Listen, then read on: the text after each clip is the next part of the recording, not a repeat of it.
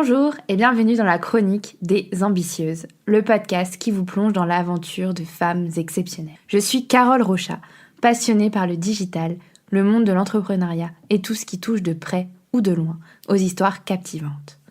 J'ai à cœur de vous partager, à travers les épisodes de ce podcast, des témoignages de femmes ambitieuses qui nous raconteront leur parcours motivant et inspirant. Comment sont-elles arrivées là où elles en sont aujourd'hui ?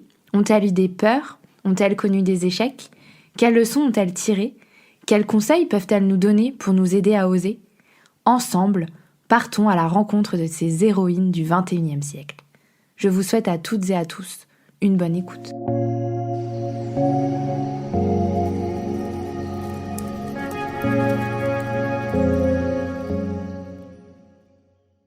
Aujourd'hui, je pars à la rencontre de Charlène, qui a créé sa marque d'illustration il y a quelques années. Charlène, c'est une amie à moi, mais aussi c'est une femme passionnée. Elle est pour moi la représentation même de la femme ambitieuse. Je vous invite à découvrir son parcours et son histoire dans ce tout premier podcast. Salut Charlène, bienvenue dans la chronique des ambitieuses. Coucou Carole, merci de m'inviter aujourd'hui pour cette interview.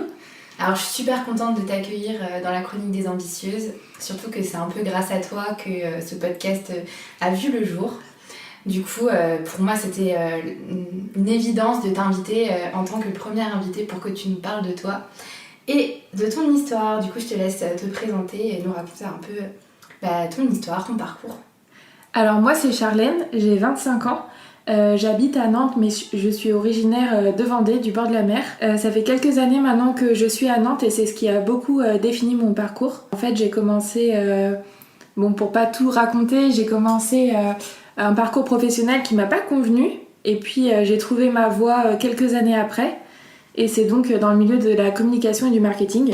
Donc c'est vraiment ce parcours qui a rythmé toute mon aventure avec Retour de plage by Xiao Flamingo et Xiao Flamingo. Donc en fait, toute l'aventure est née d'un blog, puis de mon activité aussi de graphiste freelance parallèlement à mon emploi. Et en fait, dû à une grosse demande, j'ai créé Retour de plage by Xiao Flamingo, donc qui est une petite boutique d'illustration. Donc ça a commencé par des illustrations personnalisées.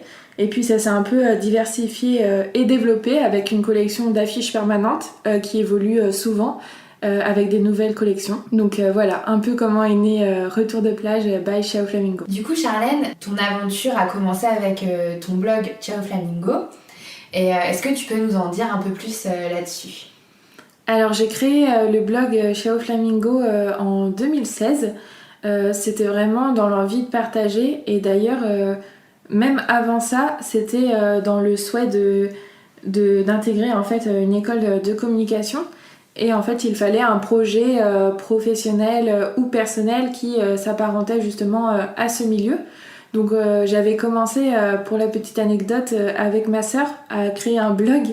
On était en voyage à Vancouver, elle était là-bas depuis quelques mois et moi je suis allée la voir pour tout l'été.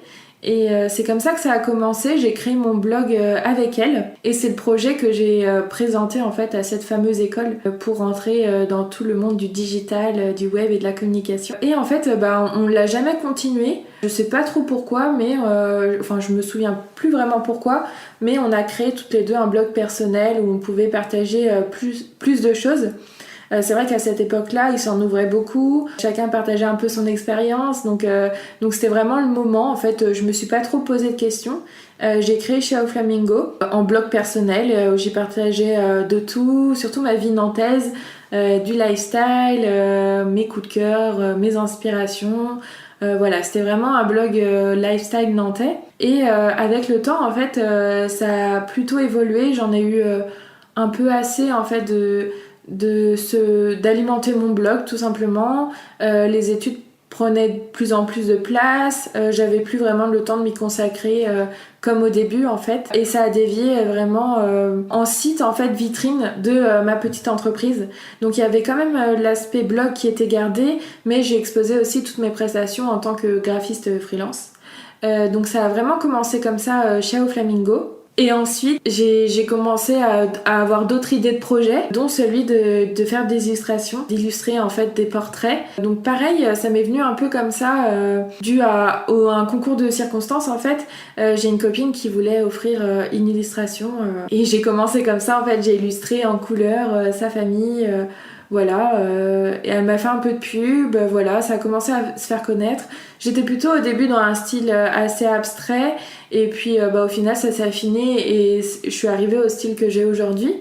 Et donc j'ai décidé d'ouvrir un compte Instagram dédié pour pas polluer en fait tout cet univers de blogging et mon compte plus personnel, donc Ciao Flamingo, que beaucoup en fait suivaient pour ça et pas pour les illustrations.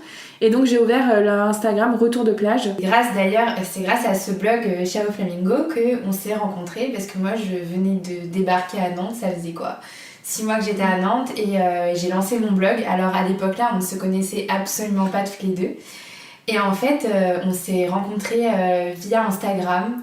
Et en fait, de fil en aiguille, nos blogs ont évolué chacune de notre côté et on s'est retrouvés sur des événements et voilà, c'est comme ça qu'on a un peu commencé à se connaître.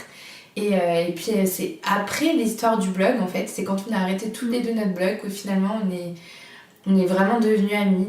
Ouais, c'est vrai, c'est grâce à ça que tout a commencé et finalement c'est après ça qu'on a vraiment créé des liens et presque inséparables en fait, mais c'est vraiment ce blog, ces blogs, le tien et le mien, qui ont initié cette rencontre. Et c'est vrai que à cette époque-là, à Nantes, on était beaucoup de blogueuses. Et c'est vrai que ça a participé à pas mal de rencontres. Ouais, c'était une belle aventure. Et d'ailleurs, j'ai une petite question. Retour de plage, pourquoi ce nom ? Après, moi je te connais un peu, mais explique-nous un peu d'où vient Retour de plage. Alors en fait, pour ceux qui me connaissent, ça me définit plutôt bien. Et quand j'ai créé mon blog personnel, avant de l'appeler Ciao Flamingo, j'ai voulu l'appeler Retour de plage. Parce que j'ai grandi au bord de l'océan, c'est un univers et des lieux qui m'inspirent beaucoup pour le surf, pour toute l'ambiance, la plage, le côté sauvage, ça me définit vraiment bien et donc j'adorais l'idée du retour de plage, en fait tout ce qui se passe après le retour de plage, en fait la vie en dehors de cet espace naturel, de ces promenades, de ces week-ends et vraiment c'est un nom qui me parlait beaucoup, j'adorais. Et je voulais appeler mon blog comme ça. Ceci dit, il y avait une boutique de petits bijoux marins qui s'appelait Retour de plage, donc une chaîne de bijoux, de petites boutiques en fait dans des stations balnéaires. Donc je sais qu'il y avait Noirmoutier, Île de Ré, enfin j'en avais déjà vu une de ces boutiques à Noirmoutier et c'est comme ça en fait que je me suis dit que je pouvais pas garder ce nom. Je l'avais choisi au début et au final je me suis dit que je pouvais pas le garder. En fait ça m'embêtait de pas avoir mon identité, mon univers. Donc voilà, je l'ai pas gardé et je me suis penchée vers Ciao Flamingo. Donc tout le monde dit que ça sonne bien, que c'est bien trouvé, mais moi c'est venu en fait spontanément. Ciao en fait pour le côté italien, mon papa et ma famille du côté de mon papa sont en Italie et Flamingo pour le rose qui est ma couleur fétiche et qui me définit bien. Donc voilà, c'est venu comme ça, Ciao Flamingo. Avant c'était en 2 mots séparés, puis ça s'est rassemblé en créant une sorte de pseudo et maintenant on me reconnaît sous ce pseudo, Ciao Flamingo. Mais voilà, c'est venu comme ça et puis quand j'ai dû créer un compte Instagram différencié pour mes illustrations, tout de suite j'ai pensé à Retour de plage, en fait un peu comme nom de collection. Retour de plage by Ciao Flamingo, ça sonnait bien, ça me définissait bien et il était libre sur Instagram. Les boutiques n'étaient pas encore présentes sur ce réseau social et voilà, je me suis dit que j'allais l'appeler comme ça. Donc c'est Retour de plage by Ciao Flamingo. C'est vrai que beaucoup de mes illustrations sont inspirées de la mer, de l'univers surf, skate aussi, donc ça se rejoint pas mal. Donc voilà, ça me définissait bien et ça définit bien l'envie et la direction que je donne à mes illustrations. J'adore. Moi, Retour de plage, ça m'inspire aussi l'insouciance, l'après-plage, le moment de bien-être où t'es là, t'as juste profité de la mer, t'es fatigué, mais t'es dans dans un super état d'esprit.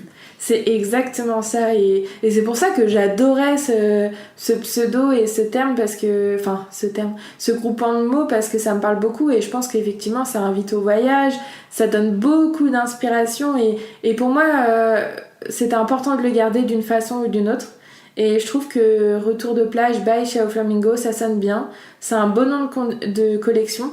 Et je suis contente de l'avoir aujourd'hui sur Instagram et d'être connue aussi sous ce nom-là pour mes affiches et mes illustrations. Moi, je suis complètement fan de tes affiches. J'en ai plein chez moi et franchement, je vous recommande déjà d'aller sur le compte Instagram de Charlène Retour de plage et vous allez voir ces illustrations, elles sont superbes. Alors du coup, Charlène, je suis un peu curieuse et du coup, j'aimerais savoir c'est quoi une journée avec toi ? Une journée parfaite avec toi. Alors, pour toi. Une journée parfaite avec moi, je dirais que c'est déjà une journée différente des autres parce que j'aime pas la routine, j'aime pas quand ça se ressemble. Mais c'est vrai que j'ai quand même mes petits rituels chaque jour qui reviennent. Donc moi, je suis quand même une lève tôt, je me lève à 7h pour avoir le temps de tout faire dans la journée. D'ailleurs, parfois et souvent c'est pas assez, mais bon, je me lève à 7h. Je commence souvent à ouvrir les volets, aller voir un peu la lumière du jour quand elle est là, parce que en hiver c'est pas trop le cas. Ensuite, je prends un bon café et souvent je regarde un épisode d'une série ou d'une vidéo YouTube que je regarde le matin comme ça, plutôt à la cool on va dire. Et ensuite je commence à travailler doucement dans mon lit, je regarde mes notifications, je regarde mes retours, mes commentaires et voilà, je réponds un peu à tout ça, je m'avance un peu, j'illustre aussi. Parce qu'il faut savoir que je fais beaucoup mes illustrations en regardant des séries ou des émissions. Donc voilà, j'en profite le matin d'être dans mon lit tranquille, que le monde s'est pas encore levé, que personne n'est encore connecté pour avancer là-dessus. Ensuite, je fais ça souvent jusqu'à 8-9 heures. Ensuite, je me prépare, je vais prendre ma douche, etc. Et ensuite, vraiment, ma grosse journée de travail commence. Donc là, c'est vrai que j'arrête pas. Souvent, le midi, j'ai pas vraiment le temps de prendre une pause. Mais parfois voilà, je vais déjeuner avec des copines à côté. C'est rare, mais ça arrive. Et ensuite, voilà, je repars pour l'après-midi et je termine ma journée de travail, enfin, ma grosse journée de travail assez tôt, vers 17h, 17h30. Et ensuite, je fais souvent une grosse pause pour aller faire du vélo, me balader, voir des amis, voilà, pour profiter un peu. Et ensuite, je me remets au boulot sur mes illustrations. En regardant souvent une série, un film, voilà. C'est un peu comme ça que sont rythmées mes journées. C'est pas très fun, mais moi j'aime bien ce rythme, j'aime bien ce quotidien aussi, et puis ça me permet de prendre le temps, j'ai le temps de bien avancer, et voilà. Une journée type dans la vie de Charlène. Voilà, c'est ça. C'est vrai que je te connais, du coup, c'est vrai que moi, pour moi, Charlène, c'est une fille vraiment déterminée et ambitieuse, et c'est pour ça aussi que je t'ai invitée dans ce podcast. Et d'ailleurs, je voulais te demander, pour toi, c'est quoi une femme ambitieuse ? Alors, je pense qu'une femme ambitieuse, c'est une femme qui manque pas de créativité. Moi, c'est vrai que j'ai tendance à dire qu'en fait, plus j'en ai à faire, plus j'ai envie d'en faire. Et c'est vraiment le cas. Je pense que une femme ambitieuse, c'est une femme qui est toujours stimulée par des nouveaux projets et qui ne manque pas en fait d'en créer. C'est vrai que moi, c'est toujours ce qui m'a animée, stimulée, ce qui a fait que je suis quand même quelqu'un d'assez ambitieux, c'est vrai, et assez carriériste en fait. Donc j'aime bien mettre à jour et développer mes projets, j'aime bien entreprendre, voilà, il y a toujours une idée en tête. C'est vrai que quand un projet se termine, il y en a toujours un qui commence dans la foulée. Je reste rarement au repos, même pendant les vacances, c'est dur de s'arrêter, de se mettre sur pause. Mais je pense que c'est ça aussi, être une femme ambitieuse, c'est toujours être débordante d'idées, d'envie, de création, d'entreprendre. Et moi en tout cas, c'est vraiment ce qui m'anime et me caractérise pour le coup. Une femme qui ne s'arrête jamais. Voilà, c'est exactement ça. Et on me le dit souvent, on me le dit un peu trop, mais et moi je le dis aussi, franchement, les journées sont trop courtes, 24 heures, c'est pas suffisant, et c'est vrai que ça se ressent vachement, et quand on est créatif, je pense qu'on le pense tous. Ah mais je suis complètement d'accord. Et du coup, avec toute cette vie que tu t'es créée, avec ton blog, tes illustrations, ton travail, ta vie perso, j'imagine que tu as dû vivre plein de phases, des phases positives comme négatives. Et je voulais savoir quel conseil aujourd'hui tu donnerais à la Charlène de 5 ans. Alors si je devais donner un conseil, c'est de garder sa sensibilité et d'en faire une force et pas une contrainte en fait. C'est vrai que quand j'ai commencé, j'étais très passionnée. En fait, je suis passionnée par beaucoup de choses et ma sensibilité, je l'ai souvent prise comme un frein alors que ça en est pas un. Et si je devais donner vraiment un conseil à Charlène d'avant, c'est d'être plus sûre d'elle, plus sûre de ses sentiments, de sa valeur et vraiment de ses émotions en fait, de pas avoir peur de trop en montrer, de trop en faire. Et comme je dis souvent, c'est peut-être aussi les autres qui en font pas assez et pas moi qui en fais trop. Je pense que d'être sincère, ça permet beaucoup de choses. Et ça a pu vraiment me desservir dans mon lancement d'entreprise, de trop prendre les choses à cœur, de prendre le moindre avis négatif, notamment comme un échec, alors que ça en est pas un. Mais voilà, j'ai appris vraiment à écouter mes émotions, mes sentiments, et vraiment, si je devais retenir quelque chose, c'est de toujours en faire une force et jamais une faiblesse. Ouais, c'est super bien dit et je suis complètement d'accord avec toi. D'ailleurs, je rebondis, tu parles d'échec. Est-ce que tu as un exemple d'un échec que tu as vécu dans ton parcours d'entrepreneuse ou dans ton travail et est-ce que tu peux nous en dire un peu plus? Alors, j'ai eu la chance dans mon parcours d'entrepreneur de ne pas avoir vécu vraiment d'échecs, ou en tout cas, ça me vient pas en tête. C'est peut-être parce que justement, je les ai plus pris comme des leçons que comme des échecs, mais c'est vrai que ça me vient pas vraiment. Quand je pense à échecs, je pense surtout à mes premières voies professionnelles que j'ai voulu essayer, et en fait, j'ai échoué un concours. Au début, je voulais être architecte et j'ai échoué mon concours pour entrer dans une école d'architecture, donc aux portes de la finale. Donc voilà, ça a été pour moi le plus gros échec en fait, d'être face à une volonté. Moi, vraiment, c'est ce que je voulais faire et de pas avoir les moyens de les réaliser, que ça ne dépende pas de moi en fait. Étant donné que c'était un concours et que j'étais jugée aussi par rapport aux autres, qu'il y avait un classement, je crois que c'est ce qui était le plus dur et que ça a vraiment été un échec pour moi. Mais maintenant, c'est vrai qu'aujourd'hui, j'en tire que des leçons parce qu'au final, ça m'a mené vers une voie qui était forcément la bonne parce qu'aujourd'hui, je suis épanouie, ça me plaît, tout ce que je fais, ça me correspond totalement. Et donc, c'est bien la preuve qu'il faut jamais rester justement sur ce qu'on peut appeler des échecs, toujours en tirer des leçons et surtout toujours rebondir. Je pense que c'est le principal, on peut tomber très bas, mais l'important, c'est toujours de se relever, de trouver des solutions, de prendre du recul aussi, parce que parfois c'est vrai que quand il y a des gros événements comme ça, on ne trouve pas la force de prendre du recul, d'imaginer qu'il y a une solution derrière. Mais c'est vraiment important de le prendre ce temps et de toujours tourner ça en force. Et je pense que ça a vraiment été une leçon parce que maintenant, c'était il y a quelques années, c'était à la sortie du bac. Et maintenant, c'est vrai que j'ai plus vraiment l'impression d'avoir vécu d'échecs.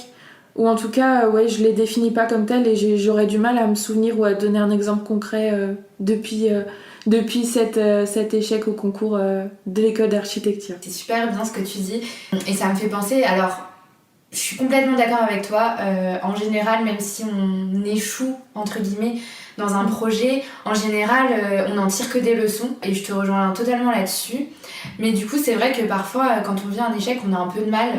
Et est-ce que tu aurais quelques conseils à donner? Qu'est-ce qui t'a permis justement de faire une force de cet échec et de rebondir, comme tu l'as dit, qu'est-ce qui t'a aidé ou pas? Peut-être rien. Je pense que ce qui m'a aidé c'est d'accepter en fait. Accepter que ça se passe comme ça, accepter que les choses sont pas toujours comme on le souhaiterait.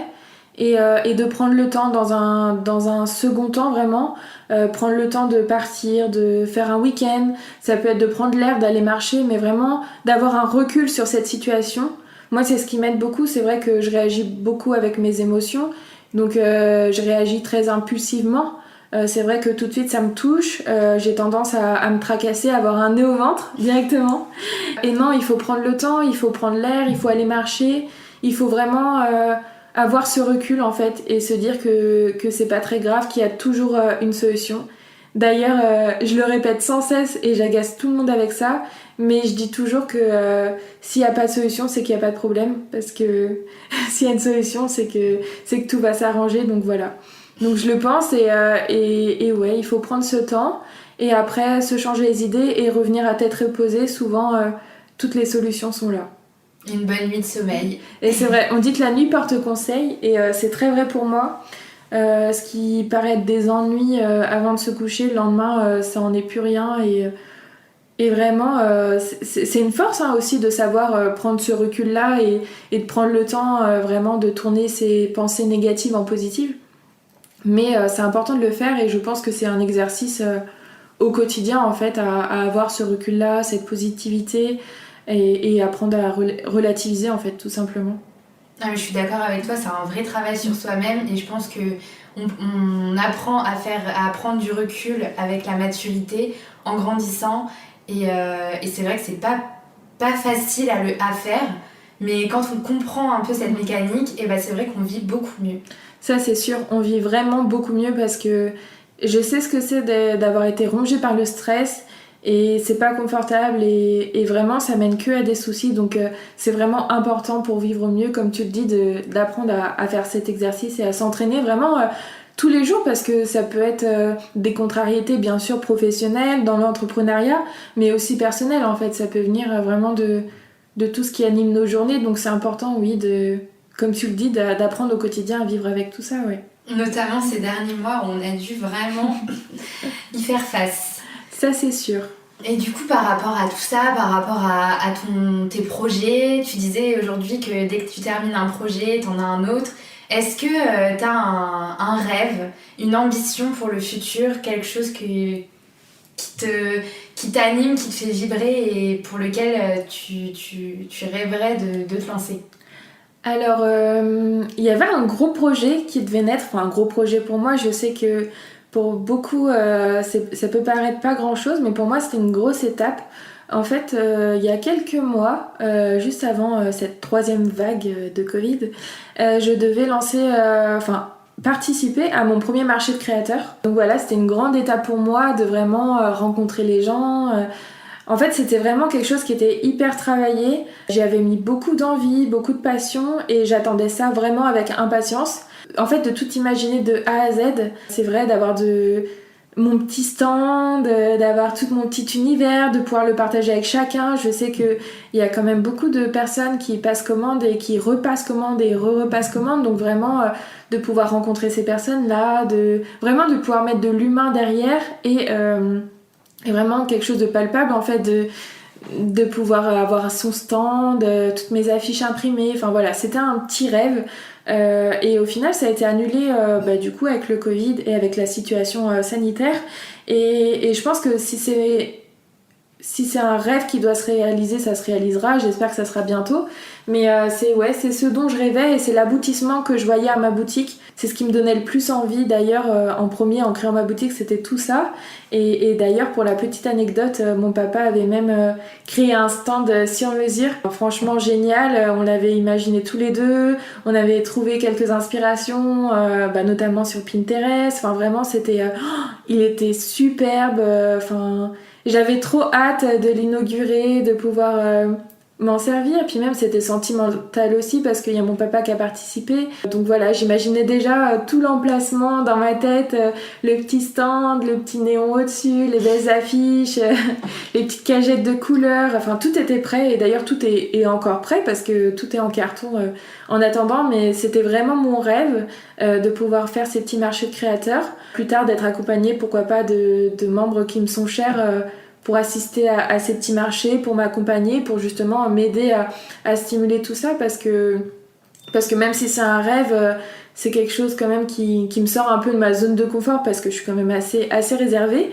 Mais ouais, je pense que c'est vraiment le rêve que j'avais imaginé au lancement qui me semblait impossible, qui a failli être réalisé et au final, j'espère que ça sera que reporté. Moi, je suis sûre que ton marché de créateurs, on pourra venir te voir l'année prochaine quand tout sera fini. Et comme tu le dis souvent, aie confiance en l'avenir. C'est clair, je le dis tout le temps et je pense que ça en marque certaines.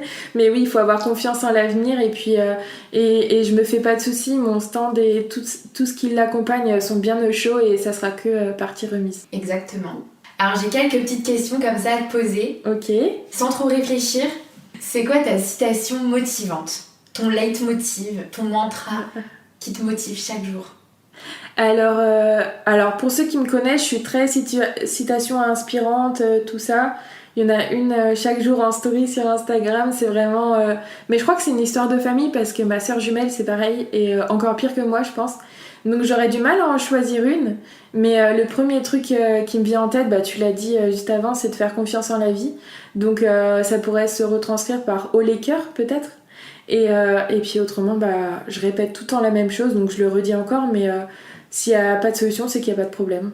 Donc voilà. Après, il y en a tellement, c'est vrai que moi ça m'inspire beaucoup, ça me permet aussi de relativiser. C'est vraiment...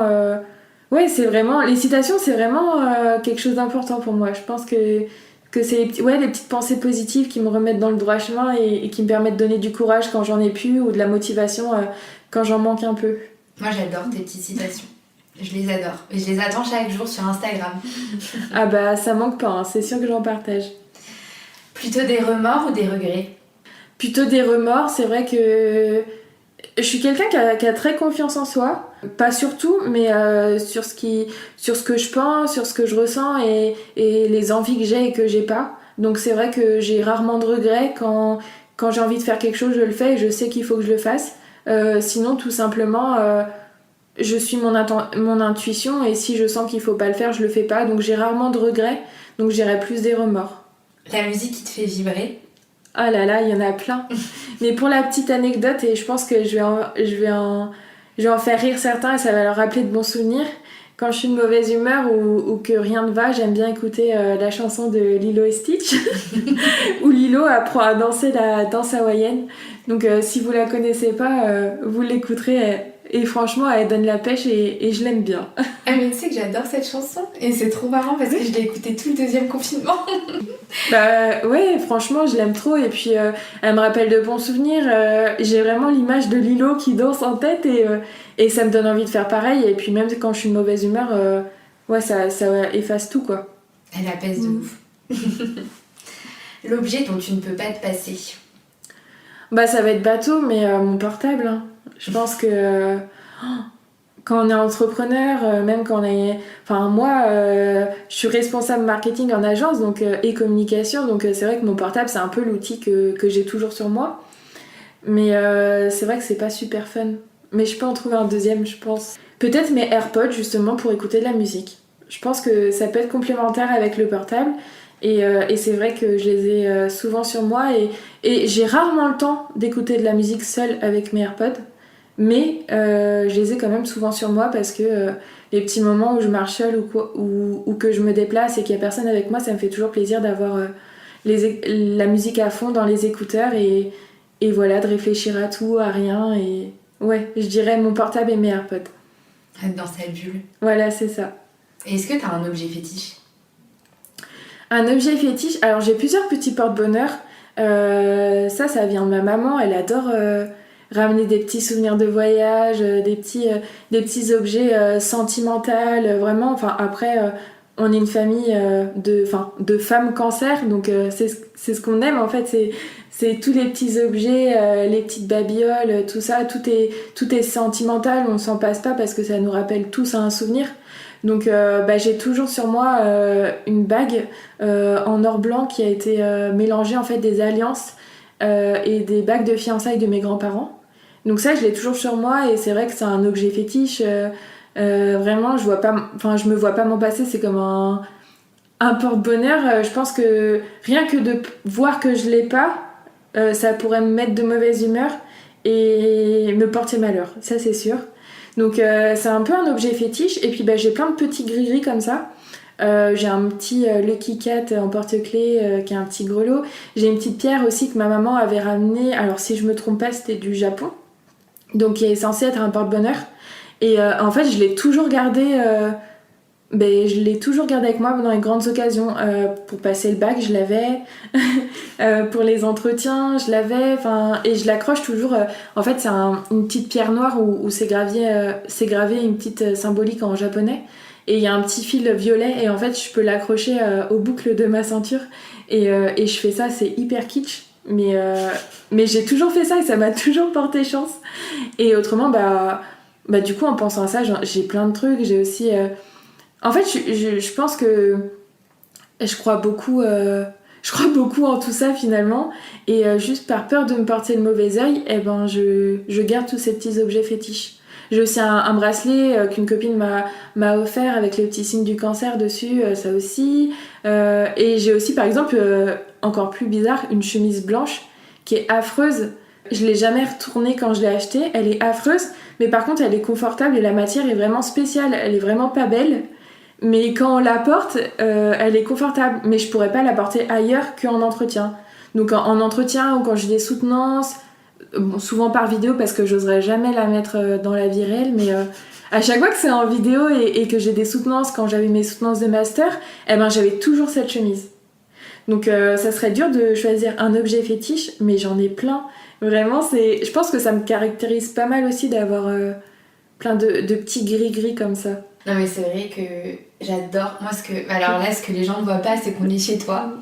Et Charlène a un goût prononcé et magnifique pour la déco. Et dès qu'on est chez elle, c'est Pinterest grandeur nature. Et moi j'adore. C'est un peu ça, et comme tu dis, c'est un peu Pinterest grandeur nature avec plein de petits objets entreposés partout. Et en fait, plus ça va, plus il y en a parce que je m'attache. En tant que bon cancer qui se respecte, je m'attache aux personnes, mais je m'attache aussi aux lieux et aux objets. Donc ouais, il y en a un peu partout. Bah ouais, mais tout va ensemble. Et moi j'adore. C'est trop beau. Bah merci. Une dernière petite question. Est-ce que tu es fière de toi ? Alors oui, je suis fière de moi. Peut-être que certains ont peur de le dire ou peur de se le dire, mais moi, oui, je pense que je suis fière de moi. Ma maman dit toujours que je suis née sous une belle étoile et je pense que ouais, je suis née sous une belle et bonne étoile, mais je pense aussi que j'ai fait les bons choix quand il fallait. Pas toujours bien sûr, mais j'ai su rebondir comme je disais précédemment. Et du coup, ouais, je suis fière de moi, fière de ce que j'ai fait, fière d'avoir entrepris. Donc ouais, je peux dire que je suis fière de moi. Et l'entreprise marche bien, le travail marche bien, en personnel aussi. Bien sûr, parfois ça m'arrive d'être découragée, mais globalement, je suis plutôt fière de ce que j'ai construit. Mais ça vient aussi parce qu'on me le dit souvent, tous mes proches, et je suis entourée vraiment de personnes bienveillantes qui me disent qu'elles sont fières de moi. Et c'est ce qui aide aussi à être fière de soi, je pense. Bah moi je suis fière de toi et je te le dis. Et je te le redis et re-redis. Et je suis trop contente de t'avoir eu sur ce podcast. Merci beaucoup, et c'est vrai que ton soutien est indéniable et c'est en s'entourant comme ça de belles personnes qu'on devient aussi des personnes inspirantes et puis des personnes ambitieuses aussi. Merci, t'as tout dit. Merci beaucoup Charlène. Merci Carole.